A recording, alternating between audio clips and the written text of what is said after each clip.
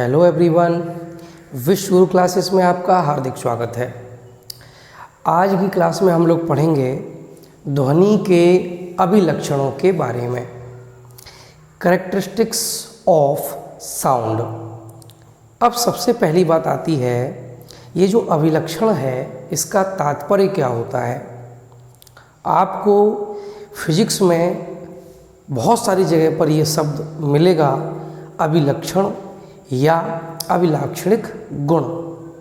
तो इनसे तात्पर्य क्या होता है, इनका वाकई मतलब क्या होता है।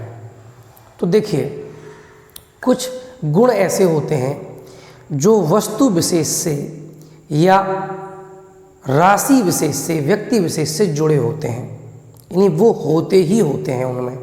जैसे मैं बात करता हूँ व्यक्ति की, तो एक व्यक्ति के अंदर क्या है, भूख होती है, सबके अंदर होती है। क्या ऐसा कोई व्यक्ति है जिसे भूख ना लगती हो, प्यास ना लगती हो, क्रोध ना आता हो? सबको कम या ज़्यादा, लेकिन गुस्सा सबको आता है, सबको भूख लगती है, सबको प्यास, सबको दुख होता है, सब खुश भी होते हैं कभी कभार।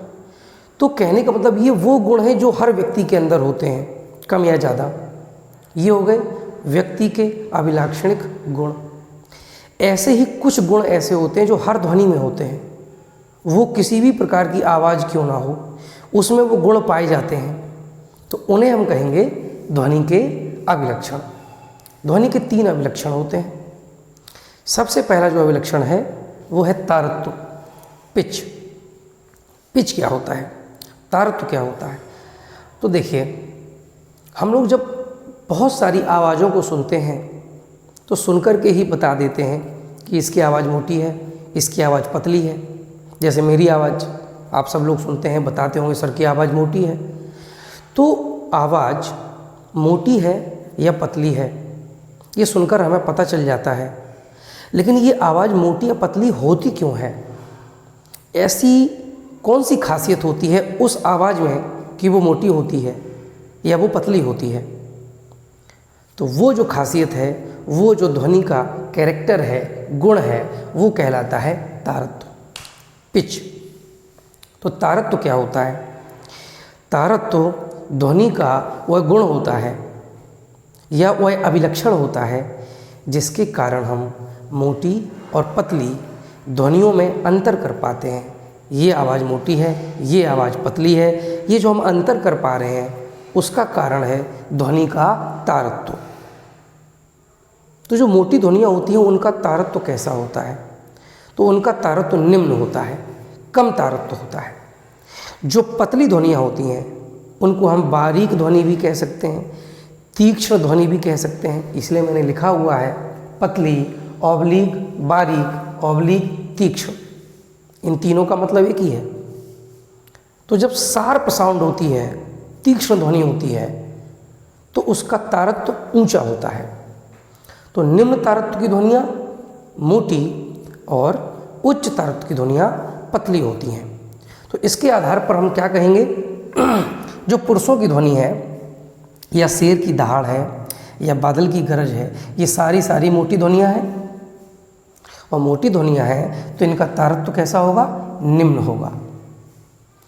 दूसरी तरफ यदि महिलाओं की आवाज़ की बात की जाए या बच्चों की आवाज़ की बात की जाए या मच्छरों की जो भिनभिनाहट होती है, ये सारी ध्वनियाँ कैसी होती हैं, पतली ध्वनियाँ होती हैं, अर्थात इनका तारत्व उच्च होता है, ऊंचा होता है।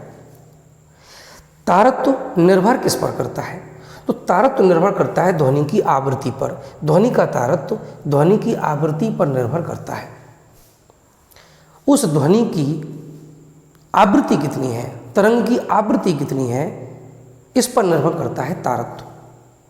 आवृत्ति क्या होता है आपको मैंने लास्ट क्लास में बताया हुआ है।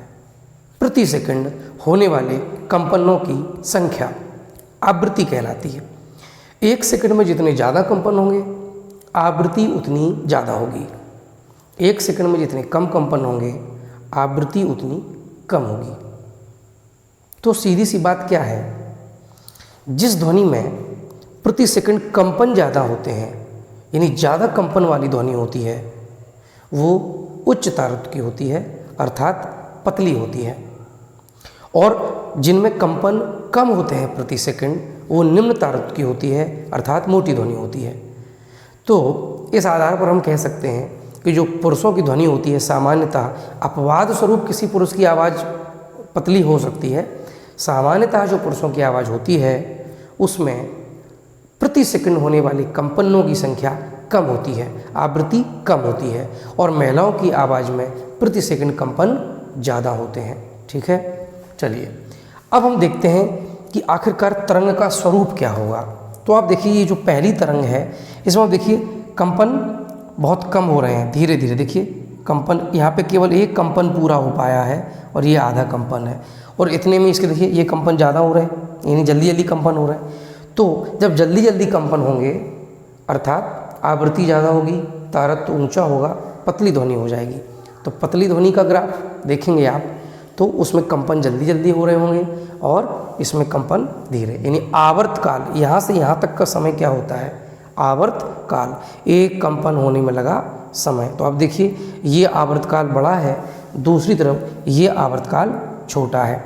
तो हम ये भी कह सकते हैं कि जिस ध्वनि के कंपनों का आवर्त काल कम होता है वो ऊंचे तारत्व की ध्वनि होती है, यानी पतली होती है, और जिनके कंपनों का आवर्त काल ज़्यादा होता है वो निम्न तारत्व की यानी मोटी ध्वनि होती है। तो इस तरह से ये आपका ध्वनि का पहला विलक्षण है तारत्व। ठीक है, बात करते हैं ध्वनि के दूसरे विलक्षण की।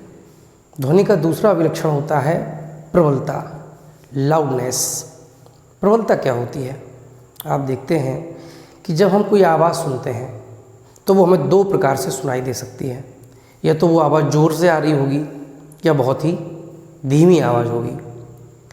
तो जैसे हमने आपको बताया मोटी और पतली आवाज़, वैसे ही आवाज़ें जो आएंगी, जो ध्वनियाँ आएंगी वो धीमी भी हो सकती हैं या तेज़ हो सकती हैं।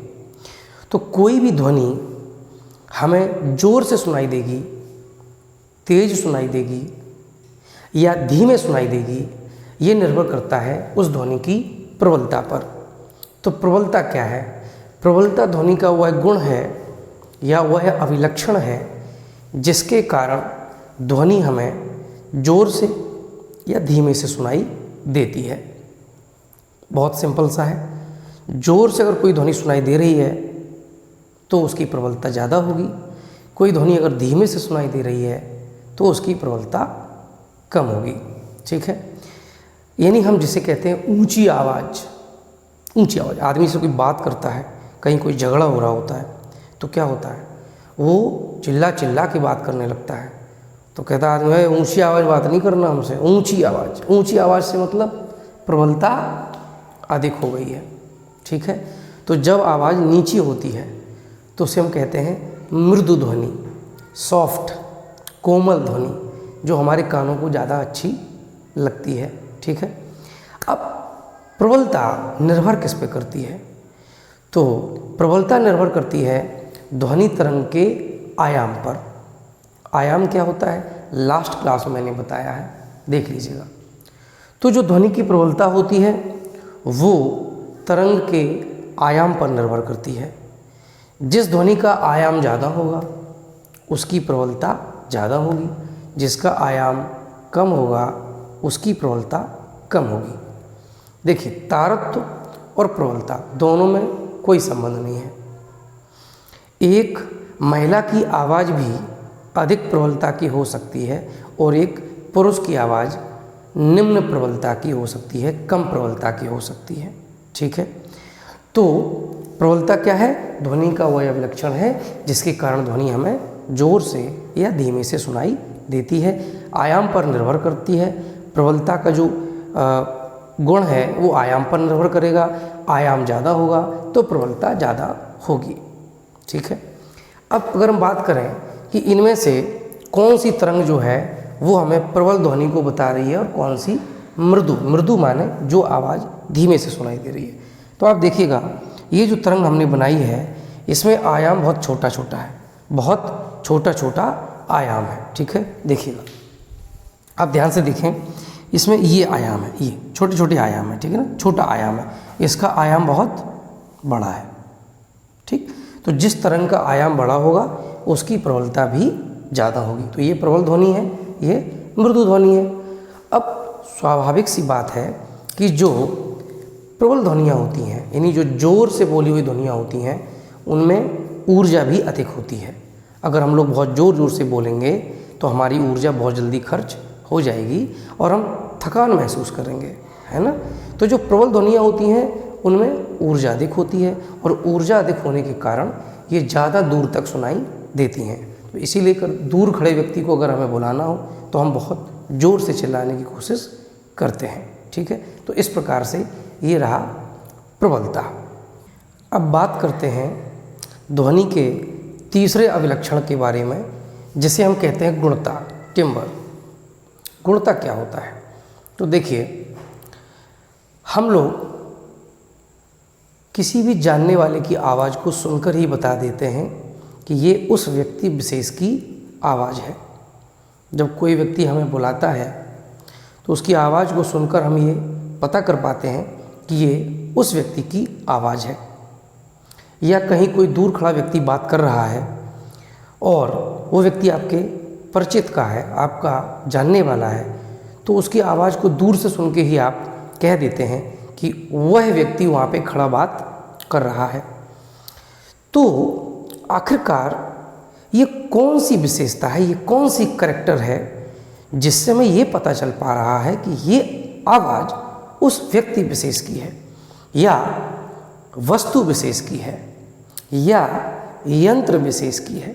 जैसे कोई बर्तन गिरता है तो बर्तन के गिरने की आवाज़ अलग होती है, किसी व्यक्ति विशेष की आवाज़ अलग है, किसी यंत्र की, ढोलक की आवाज़ अलग है, हारमोनियम की अलग है। हर वाद्य यंत्र की अपनी एक आवाज़ होती है।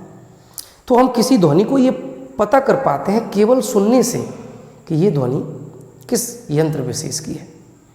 अगर मेरे सामने दो ध्वनियाँ ऐसी हैं जिनकी प्रबलता भी समान है, यानी ध्वनि तरंग जो बनेंगी उसका आयाम बराबर बराबर है, सेम है, उनका तारत्व भी समान है, सीधी सी बात है, प्रति सेकंड होने वाले कंपन भी समान है, आवृत्ति भी समान है, आवृत्ति भी समान है, आयाम भी समान है, फिर भी हम उन दोनों ध्वनियों में अंतर कर पाते हैं। वह जो गुण होता है जिसके कारण हम उनमें अंतर कर पाते हैं, गुणता कहलाता है। तो मैंने बताया है कि ध्वनि का वह अभिलक्षण कौन है? गुणता है, जिसके कारण समान प्रबलता एवं समान तारत्व वाली ध्वनियों में हम अंतर कर पाते हैं। जैसे मान लीजिए कहीं पर कोई कार्यक्रम हो रहा है, कोई संगीत का कार्यक्रम हो रहा है, वहाँ पर क्या होता है, एक साथ कई सारे वाद्य यंत्र बज रहे होते हैं, ढोलक, हारमोनियम एट्सेट्रा, बहुत सारे। हो सकता है उनमें से कोई दो यंत्र ऐसे हों जिनसे निकलने वाली जो ध्वनि है, जो आवाज़ है, उसकी प्रबलता भी समान हो और तारत्व भी समान हो, आवृत्ति भी समान हो, आयाम भी समान हो, और फिर भी हम ये सुनकर बता पाएंगे कि ये आवाज़ कौन से वाद्य यंत्र की है और ये वाली कौन से वाद्य यंत्र की है। हमें हारमोनियम की आवाज़ अलग सुनाई देगी, हमें पियानो की आवाज़ अलग सुनाई देगी, हमें गिटार की आवाज़ अलग सुनाई देगी। आवृत्ति और आयाम समान हो तब भी, अर्थात तारत्व और प्रबलता दोनों समान होंगे उन ध्वनियों के, फिर भी हम ये बता पाएंगे कि अमुक ध्वनि जो है वो इस यंत्र की है और ये ध्वनि इस यंत्र की है। तो वही गुण कहलाता है गुणता, करेक्ट। तो ध्वनि का वह अभिलक्षण जिसके कारण हम समान प्रबलता एवं समान तारत्व वाली ध्वनियों में भी अंतर कर पाते हैं। तो जो हम किसी की आवाज़ को सुनकर ही बता देते हैं कि ये उस व्यक्ति विशेष की आवाज़ है, ये उस व्यक्ति की अपनी एक विशेषता है जिसे हम कहेंगे गुणता। तो हर व्यक्ति की गुणता अलग अलग होती है। कुछ कलाकार होते हैं जो अपने गले के स्वर जो यंत्र होते हैं उनमें इस प्रकार से कंपन कर लेते हैं, इस प्रकार से उनमें आवाज़ निकालते हैं कि वो आवाज़ किसी दूसरे व्यक्ति के बिल्कुल समान होती है। जैसे अमिताभ बच्चन जी हैं, बहुत लोग उनकी आवाज़ को डिटो निकाल लेते हैं, बिल्कुल एज इट इज, हमें पता भी नहीं चलेगा कि वाकई में अमिताभ बच्चन बोल रहे हैं या कोई और बोल रहा है। तो उस समय क्या कहेंगे हम? उस व्यक्ति की आवाज़ और अमिताभ बच्चन की आवाज़ की जो गुणता है वो एक जैसी है, सेम है, इसीलिए उसकी आवाज़ बिल्कुल अमिताभ बच्चन की आवाज़ जैसी है। ठीक है, तो ये होता है गुणता। अब देखिए होता क्या है, कुछ शब्द हैं जिनको भी हम समझ लेते हैं। टोन किसे कहते हैं? तो जो एकल आवृत्ति की ध्वनियाँ होती हैं, जिनमें एक ही आवृत्ति होती है, टू, एक ही आवृत्ति की ध्वनि है, एक ही कंपन, 1 सेकंड में होने वाले कंपनों की संख्या सेम है, एकल आवृत्ति की ध्वनियों को हम कहते हैं टोन। ठीक है, अब इसके बाद आता स्वर किसे कहते हैं? स्वर कब कहा जाएगा? जब अनेक आवृत्तियों की मिश्रित ध्वनि हो, यानी जो ध्वनि निकल रही है उसमें कंपनों की संख्या बार बार बदल रही हो, कभी आवृत्ति ज़्यादा, कभी आवृत्ति कम। जैसे कोई गायक होता है तो अपने स्वर इंद्रियों द्वारा वो क्या करता है, अपने जो ध्वनि होती है उसकी आवृत्ति को बदलता है, उसके तारत्व को बदलता है, तो वो क्या कहलाएगा? स्वर कहलाएगा। और अगर एक जैसी ध्वनि है तो जैसे फॉर एग्जांपल मोटरसाइकिल का हॉर्न, उसको जब बजाया तो एक साउंड निकली बीप की, पी, उसकी एक सिंगल फ्रीक्वेंसी है, तो ऐसी आवाज़ को हम कहेंगे टोन। अब कुछ ऐसी ध्वनियाँ होती हैं जो हमारे कानों को प्रिय लगती हैं, तो ऐसी ध्वनियों को हम कहते हैं संगीत, म्यूजिक। सीधी बात है, म्यूजिक का मतलब ये बिल्कुल नहीं होता कि गाना। म्यूजिक जो मेरे कानों को सुनने में अच्छा लगे, जो कानों को पसंद हो, वो म्यूजिक होता है, संगीत होता है। और जो हमारे कानों को अच्छा ना लगे वो शोर होता है, नॉइज होता है। क्या ऐसा भी हो सकता है कि किसी एक व्यक्ति के लिए वही म्यूजिक हो, दूसरे के लिए शोर? हो सकता है। हो सकता है कि कोई एक ध्वनि किसी व्यक्ति विशेष को पसंद है तो उसके लिए वो संगीत है, वो किसी व्यक्ति विशेष को पसंद नहीं आ रही है तो उसके लिए वो शोर है। तो इस प्रकार से आज मैंने आपको ध्वनि के अभिलक्षणों के बारे में बहुत ही अच्छे से समझाया हुआ है। फिर भी कोई अगर आपका डाउट हो कमेंट कीजिएगा, या विश्व गुरु क्लासेस का जो टेलीग्राम ग्रुप है उसमें आप पूछेगा, ज्वाइन कर लीजिएगा।